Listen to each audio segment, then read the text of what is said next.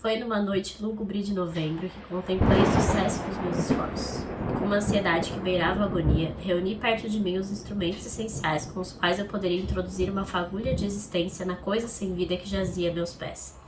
Já era 1 da manhã, a chuva batucava sinistramente nas vidraças e minha vela tinha queimado quase até o fim, quando, sob o brilho daquela luz semi-apagada, vi o opaco olho amarelo da criatura se abrir. Sua respiração era pesada e um movimento convulsivo agitou-lhe os membros.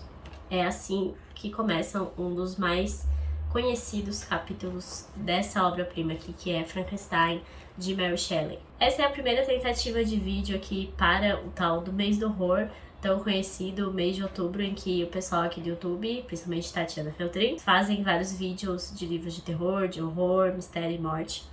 E não é um dos meus gêneros preferidos, eu não costumo ler livros assim, porém eu me propus a tentar nesse mês e ver se eu vou gostar, como é que vai ser, porque na verdade o maior motivo para eu não ver é o fato de ser extremamente medrosa. Então por isso eu me propus a ler Frankenstein, que é uma obra incrível, tem assim várias camadas, várias discussões que podem ser retiradas dessa obra incrível. E também vou ler Exorcista, né? Provavelmente vai aparecer vídeo em breve também.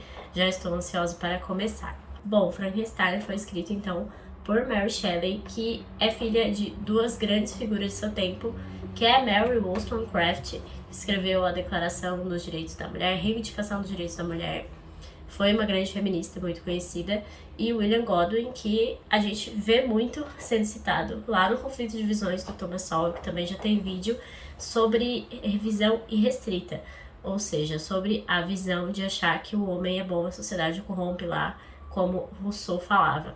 E essa é uma ideia que vai permear toda essa obra, é muito fácil de identificar, inclusive a Débora do Labocos tem um vídeo quase só sobre isso na obra da Mary Shelley, então já fica a indicação também para ver. E a consequência de ter sido filha de dois grandes intelectuais foi o fato de que ela foi estimulada intelectualmente de uma forma muito grandiosa, ela estudou muito desde sempre, porém ela tinha muita carência afetiva.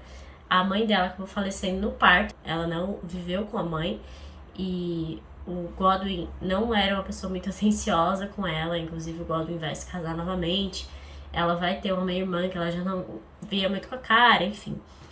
E aí a história dela é toda muito trágica, porque ela vai se apaixonar por um dos discípulos do pai dela, que foi Percy Shelley, um poeta muito conhecido do movimento romântico, e ele era casado na época, ele vai deixar a esposa vai se suicidar, para então se casar com a Mary Shelley. É engraçado porque a história de vida da Mary é muito uma busca por uma família tradicional. Ela queria muito ter filho, queria muito ficar com o esposo, enfim. Então ela sofreu muitos abortos e um filho dela morreu com 3 anos também. Enfim, ela tem uma vida bem complicada e uma vida em busca de estabilidade, parece. E isso foi uma coisa que ela colocou aqui na própria personagem de Frankenstein. Bom, como que é o enredo desse livro então? Esse aqui é um romance epistolar, a gente vai ter contato com cartas do Capitão Walton. Capitão Walton, ele tá numa expedição pelo Polo Norte, e ele é um intelectual muito estudioso, ele tá em busca do conhecimento, então ele não sabe se vai sobreviver a essa expedição, mas ele tá muito empolgado. E a gente vai ler as cartas que ele envia, então, para a irmã dele, que está na Inglaterra. Em determinado momento, nessa viagem para o norte, eles vão encontrar um homem em situação bem complicada. Ele parece com fome, com frio, tá numa situação bem espantosa para eles. Eles vão acolher no navio esse homem, e esse homem, então, vai começar a contar a história dele e como ele foi para ali. Esse homem é o Dr. Victor Frankenstein.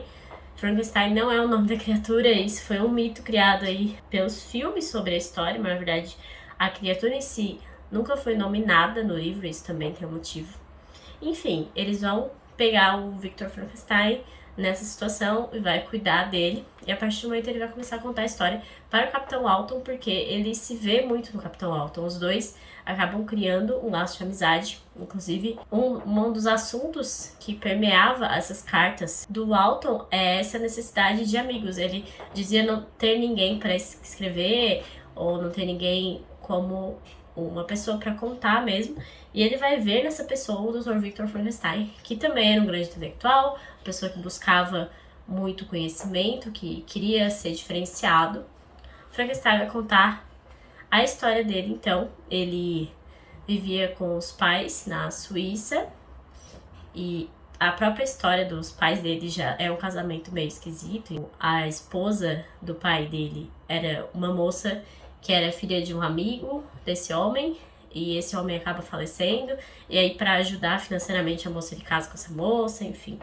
E eles tinham o hábito de ficar com crianças assim, órfãs, crianças pobres, carentes. Eles acabavam levando algumas para cuidar em casa.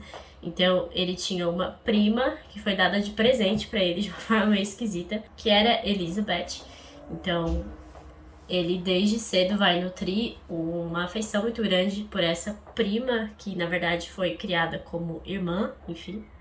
Mas quando ele se torna um jovem, enfim, ele quer estudar e ele decide que vai para uma determinada cidade para fazer a universidade, porque ele quer se dedicar aos estudos, ele sempre foi muito curioso, sempre estudou muito, enfim. E aí ele vai para essa cidade e ele começa a estudar filosofia natural. Ele se embrenha nesses estudos de uma forma bem profunda. Ele atrai a atenção, inclusive, de muitos professores, porque ele é muito bom em química, em física, nesses aspectos, assim, da filosofia natural. E ele cria, então, um grande objetivo de dar vida à massa morta. Então, ele acredita que encontrou a forma possível de fazer isso. Aparentemente, é por meio de eletricidade, inclusive dá para notar isso no trecho que eu li. E ele vai, durante 2 anos, coletar pedaços de pessoas. Então, assim, não é falado de forma clara, mas fica nas entrelinhas passível de notar que ele, por exemplo, violava corpos, ele precisava violar cadáveres para pegar partes de corpos, partes de órgãos, e aí ele inclusive vai pegar o tronco de um homem maior, mais de 2 metros de altura, porque ele tem mais espaço para mexer, enfim, uma coisa um tanto quanto macabra. E aí nessa determinada data aqui, que foi a que eu falei para vocês, que eu narrei aqui no começo, é quando ele vai ligar então a eletricidade desse corpo e vai dar vida a esse corpo. Então ele cria um ser humano. É uma visão assim cientificista da criação da vida, que me lembrou um pouco o Admirável Mundo Novo, com a diferença de que Admirável Mundo Novo, que também já tem vídeo pra cá, eles criam humanos, mas desde bebês. Então existe o feto, existe o bebê, existe a formação e desenvolvimento daquele ser humano. O caso do Victor Frankenstein, não, ele vai criar uma criatura que já é grande, digamos assim, já é adulto. Só que no momento que ele cria, efetivamente, que ele vê aquele olho vendo ele e encarando ele, ele fica horrorizado com aquilo. Porque você imagine uma pessoa formada por diversos corpos diferentes, diversos órgãos diferentes. Então, ele tinha um olho bem amarelado, ele tinha uma pele bem estranha, porque é toda aquela questão de que você utilizou um cadáver fica roxo, fica roxeado por conta do sangue, que fica muito tempo sem circular, enfim.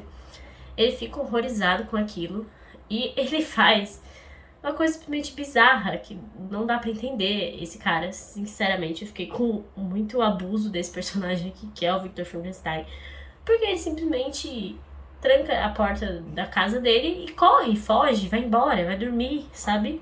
Simplesmente ignora que ele fez aquilo, sai correndo e depois ele vai voltar e a criatura simplesmente sumiu e ele fica aliviado.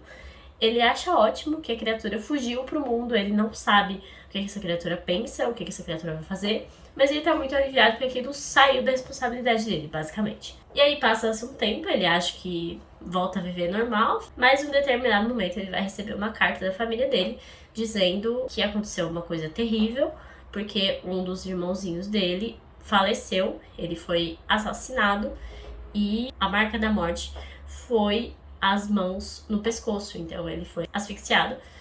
E naquele exato momento o Victor Frankenstein tem a absoluta certeza de que foi aquela criatura que voltou pra acabar com a vida dele, de alguma forma. Lembrando que tudo isso está sendo narrado por meio do Victor contando para o Capitão Walton, que está contando para a irmã dele. Então é assim, um telefone sem fio, né? E aí ele vai voltar, então, pra cidade natal dele, pra ver o que aconteceu, no velório, enfim.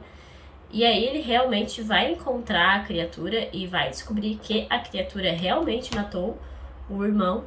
Inclusive incriminou uma outra menina que a mãe dele, que também já tinha falecido, enfim, acabou pegando para criar. Só que essa menina foi criada para ser uma empregada da casa. Então é tudo meio estranho, realmente, porque tem uma menina que é filha, tem outra menina que é empregada, enfim. E aí essa empregada vai ser incriminada porque o monstro teria colocado o colar que tava com esse menino no bolso dela, enfim, ela é condenada e ela acaba morrendo também. Meio que de desgosto mesmo por ter sido presa e por ter sido condenada. Então assim, o Victor Frankenstein está com 2 assassinatos nas mãos e não faz nada. A única coisa que ele tem pra fazer é ir atrás do monstro e descobrir que o monstro realmente matou essas 2 pessoas, né? Uma pessoa indiretamente, mas matou o irmãozinho dele. E aí vai ter um momento que ele vai parar pra conversar com essa criatura e a criatura vai dar um sermãozão nele, porque a criatura vai contar a história dele depois do que aconteceu. Basicamente ele fugiu do local que ele tava e ele foi perseguido pelas pessoas porque ele tinha uma aparência horrível, porque ele parecia um monstro, né, efetivamente. E ele vai se refugiar aí no esconderijo que fica do lado de uma casinha de camponeses pobres, uma família pobre, e essa família parece muito querida, ele fica observando essa família, ele aprende a falar, aprende a ler, só observando essa família, porque esse monstro aí é super dotado, aparentemente. E o patriarca da família era cego, então ele vai se preparando tudo para um determinado momento que só o idoso está dentro de casa, ele vai aparecer para conversar com ele. E ele consegue realmente essa situação e conversa com esse idoso, ele diz que vai ajudá-lo, enfim. Só que no último momento, quando as crianças estão chegando em casa, porque esse idoso mora com os filhos, ele tem um surto psicótico, agarra o velho e fica chorando, desesperado pra ele. E as crianças chegam, entram em pânico e começam a atacar ele, né? Obviamente, porque ele tem uma aparência monstruosa e tá agarrando o pai delas. E aí ele fica super chateado porque isso aconteceu com ele e... nossa, porque só me julgaram pelas aparências e eu queria ser uma pessoa boa, eu tinha o intuito de ser bom, porque a maldade não foi me ensinada. Observe toda a questão Rousseau. E aí no dia seguinte, essa família simplesmente vai se mudar por conta daquele episódio, porque eles consideravam que o patriarca da família estava em risco, porque ele era cego e tinha sido atacado por esse suposto monstro. E aí, quando ele descobre isso, ele simplesmente ateia fogo na casa deles. Ele coloca fogo em tudo. E aí já temos o prelúdio aí da relação com o nome, porque o subtítulo desse livro aqui é O Prometeu Moderno. Tem uma relação com o fogo aqui como um elemento importante também. E por conta disso, ele decide que o grande objetivo da vida dele vai ser achar esse criador e se vingar desse criador. Por isso que ele acabou matando o irmão dele. Só que aí, nessa conversa, ele vai fazer uma proposta para Victor Frankenstein. A proposta dele é que Victor Frankenstein faça uma mulher para ele, faça uma esposa, faça uma Eva, tal qual Deus fez Eva para Adão. Porque ele considera que o grande problema da vida dele é não ter laços familiares, é não ter ninguém com quem compartilhar essa situação.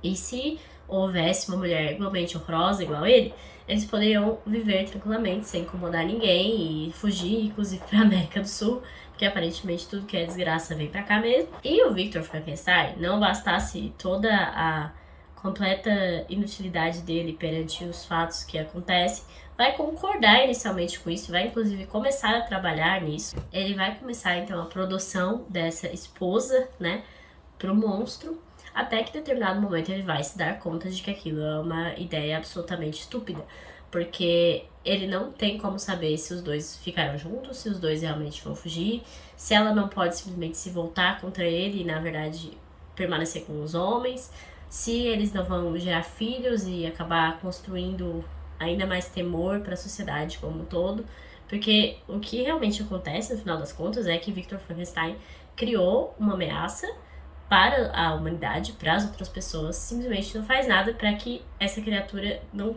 faça mais mal. E quando ele se dá conta disso, ele tá fazendo a tal mulher ali, ele destrói tudo com as mãos, aquilo que ele tá fazendo, e acaba com tudo aquilo. E a criatura aparece na janela e vê aquilo. E aí fica um negócio assim, meu Deus do céu. A gente vê na descrição que o monstro fica transtornado. E aí o Victor Frankenstein já sabe que a partir daquele momento ele está simplesmente ferrado. E aquele monstro não vai descansar até acabar com tudo que ele construir. Inclusive, o monstro vai dizer pra ele, olha, na sua noite de núpcias eu estarei presente. E aí, o que Victor Frankenstein faz? Volta pra casa e casa com a tal prima dele. Parece genial, não é mesmo? Por quê? Porque ele jurava que o monstro, então, sentenciou ele à morte no dia do seu casamento. Ele simplesmente quis acelerar o processo e ver se ia resolver, como se o fato de o monstro matar ele resolvesse todo o problema. E aqui foi o único ponto que me fez não dar 5 para o livro, foi porque às vezes ele ficava muito óbvio, assim, ficava muito previsível. E, obviamente, a criatura vai matar Charlotte e não ele no dia de núpcias, né? Então, o monstro vai levando à ruína toda a família e toda a vida de Victor Frankenstein e reduzindo os laços familiares e de amigos, todos os laços essenciais para a vida a nada, tal qual a criatura, porque a criatura não consegue ter nenhum laço, então seu criador também não terá nenhum laço. Basicamente essa é a ideia da criatura. E aí eu não vou contar o final, porque esse final a gente pode dizer que não é tão surpreendente, mas é muito bem construído e é muito belamente construído, porque o livro em si é muito bem escrito, a escrita dela é fluida, é maravilhosa, isso considerando que ela tinha 18, 19 anos quando escreveu esse livro. Esse livro foi escrito pela primeira vez em 1817 e ela editou em 1831, mas a história em si foi escrita quando ela tinha 19 anos, é um absurdo, assim, muito bem escrito. E é um livro bem descritivo, né, que é o tipo de livro que eu gosto. As descrições sobre a natureza são muito bonitas também. Tinha à frente os penhascos abruptos das vastas montanhas. A parede congelada do glaciar projetava-se sobre mim. Alguns pinheiros derrubados salpicavam o entorno, e o silêncio solene daquele glorioso salão de recepções da natureza imperial era quebrado apenas pelo alvoroço das ondas, ou pela queda de algum fragmento grande, pelo estrondo da avalanche distante, ou pelo estalo que, montanha fora, reverberava o acúmulo de gelo, sempre e continuamente rachado e aberto em fendas, como se não passasse de um joguete à mercê das leis imutáveis e de seu mecanismo silencioso. Todas as paisagens são muito bem descritas, os lugares, a situação, as emoções também são muito bem descritas, e isso é uma característica do romantismo, esse é um expoente do romantismo, né? Inclusive, a história da própria criação do livro é muito interessante, né? Porque ela estava em uma viagem com o seu esposo, Percy Shelley, com o Lord Byron e com outro escritor também, Polidori. Então, eles estavam numa noite assim, sombria, chuvosa, nessa casa nos Alpes, se eu não me engano, e eles têm a ideia de cada um fazer uma história de terror. E aí a Mary vai ficar muito tempo tentando pensar numa história de terror, no que ela faz. E aí um dia ela está meio que devaneando e diz ela que sonhou, então, com a descrição lá que eu narrei no começo, da criatura abrindo os olhos, aquele olhar bem amarelado, enfim, daquele monstro. E aí ela cria essa história. Nós temos muitos elementos do romantismo, até porque ela não só era uma escritora romântica, como também foi muito influenciada por grandes expoentes românticos, né? Lord Byron, provavelmente o maior poeta romântico que existiu. Aqui no livro da literatura, inclusive, vai falar um pouco sobre o livro e vai falar dos elementos góticos também, que tem 2 páginas dedicadas a ele. E vai falar que o horror de Frankenstein não está em seu monstro, mas antes, com a mistura dos principais tropos góticos de assombro, exílio e isolamento, nas ansiedades que tanto preocupavam os românticos da época, como as questões sobre religião versus ciência, as filosofias da justiça, os debates sobre a origem da vida e o papel da educação, da cultura e da criação na formação da identidade. A derrocada de Frankenstein, em virtude de sua própria criação monstruosa, constitui a derradeira fábula moderna ao escrever, de maneira engenhosa, questões morais e sociais no terror gótico. E aí agora a gente pode discutir um pouco os pontos que permeiam realmente essa obra, que tem muitas camadas, começando por essa camada dos laços, que tanto o Mary Shelley procurou na sua vida criar, porque faltou realmente na sua casa, na sua criação, e aí você vê ela construindo, então, esse criador e criatura que acabam, no fim das contas, ambos sem laços, né? Porque a criatura não tinha nenhum laço, ela foi abandonada assim que foi criada, ela não tinha história alguma, e ao mesmo tempo ele vai fazer o máximo possível para acabar com todo mundo que tinha laços pessoais com o Criador. Além disso, tem a própria questão russoniana aqui desse romance, né? Eu, inclusive, anotei aqui no livro uma parte que é a própria criatura falando, que ressoa muito, Rousseau falando, que é: meu coração foi feito para ser suscetível ao amor e à compaixão. E quando levado à maldade e ao ódio, porque miserável, a violência de tal transformação era suportada de forma tão torturante que não podes imaginar. Ou seja, ele fala que ele seria bom, ele seria virtuoso, e ele foi jogado à miserabilidade, e por conta disso ele se tornou mal e cometia assassinatos com uma maior facilidade do mundo. Esse livro também é uma grande crítica à ambição desenfreada, né? Porque o Dr. Victor Frankenstein, ele queria ser um grande expoente, um grande cientista renomado na área dele, nos estudos da filosofia natural, que foi o que ele inicialmente escolheu, e acabou ultrapassando os limites do razoável, ultrapassando os limites do normal, do humano. Porque eu acho que a camada mais interessante desse livro é essa relação criador e criatura, que a gente tem muito no debate religioso em relação a isso, porque aqui você tem um ser humano criando outro ser humano, e isso, como eu falei, é citado lá em Admirável Mundo Novo, e também é citado em Fausto do Goethe, que eu estou finalizando agora. É esse perigo de deixar a humanidade construir um ser humano, e esse ser humano não ter relações espirituais, não ter relações morais de onde se firmar. Porque você tem aqui um criador que faz essa criatura, que traz vida a essa criatura e que simplesmente a abandona, e essa criatura fica sem rumo, sem ter no que se sustentar. De certa forma, também foi uma crítica da Mary Shelley ao cientificismo exacerbado, isso de procurar quebrar todas as barreiras do humano, do sobrenatural, do metafísico. Então, aparentemente, isso eu creio, não estou dizendo que Mary Shelley cria, mas eu creio que essas barreiras são intransponíveis por algum motivo. Todas as histórias mitológicas e religiosas que o mundo busca são para explicar a razão de viver, o motivo da vida. E aí, se você não tem isso, você acaba aqui perdido, tal qual a criatura de Frankenstein, que foi atrás de seu criador, descobriu que seu criador não ligava para ele, não dava a mínima, e que ele não tinha história, não tinha no que se basear, e é por isso que ele se torna uma criatura tão horrível, tão sanguinária, e ele faz de tudo para acabar com a vida desse criador. Então, eu acho que esse ponto da relação do homem querer ser Deus é muito interessante aqui nessa obra. Ela mostra muito claramente o que acontece quando o homem quer se tornar Deus. Então é isso, esse livro aqui é muito bom, vale muito a pena, especialmente por conta dessas discussões paralelas que a gente pode ter em relação a essa história. A história em si é um pouco previsível em alguns pontos, e ela tem esse formato epistolar justamente para não ser tão crível, na minha opinião. Acho que é um recurso utilizado também por conta disso, porque vira um telefone sem fio, a gente tá lendo a história, lendo a história, lendo a história, lendo a história, enfim.